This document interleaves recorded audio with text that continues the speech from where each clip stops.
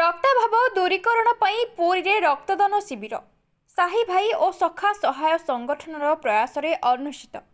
पुरी जिला चिकित्सालय रे रक्ताभाव को दृष्टि रखी सखा सहाय और साही भाई संगठनर मिलित प्रचेष्टा रे राणी सती भवन बड़शंखठारे एक रक्तदान शिविर आयोजन करागला। शिविर मोट 40 यूनिट रक्त संग्रह करागला। सदस्य और स्थानीय युवक माने स्वेच्छापूर्वक दान कले। ଏହି ଶିବିରକୁ ପୁରୀ ବ୍ଲଡ଼ ବ୍ୟାଙ୍କର ଅଧିକାରୀ ଓ କର୍ମଚାରୀମାନେ ଯୋଗ ଦେଇ ସଫଳ କରିଥିଲେ। ଶିବିରର ଉଦ୍ଘାଟନ ସଖା ସହାୟର ଅଧ୍ୟକ୍ଷ ଶ୍ରୀ ଦିବାକର ହାତୀ ଓ ସାହି ଭାଇ ସଂଗଠନର କାର୍ଯ୍ୟକାରୀ ଅଧ୍ୟକ୍ଷ ଶ୍ରୀ ବ୍ରଜବନ୍ଧୁ ମହାରଣା କରିଥିଲେ।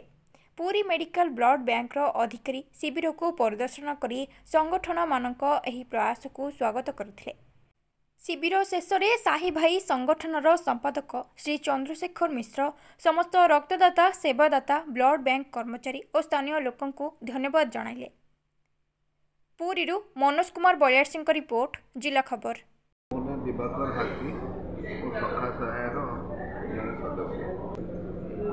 नोबेल कम तेणु अजु भाई जो प्रस्ताव देने मिसिक आम फ्रिक्वेन्सी मेंटेन करने उभय मिसिक मिलित सहयोग जो पिला माने साई भाई अच्छा से पिला आम सखा सहाय अच्छा गोटे भल कम सुजोग को अपेक्षा कर तेणु मिलित भाव ये गोटे आयोजन कलु रक्त अभावटा को केमती पूरण कर पूरी रक्त भंडार मिनिमम 50 बोली आशा रखीचु मिनिमम 20 हो गले आसुँच सब जेहेतु आज बाहाघर खंडे अच्छी भोजी भातर तेणु टे आसबार समस्या हो 50 पूर्ण करदे बोले आम संपूर्ण आशा सब सभ्य मान अक्लांत परिश्रम एक्चुअली सब अनुष्ठान हो पारे कारण कई अनुष्ठान में समस्त सहयोग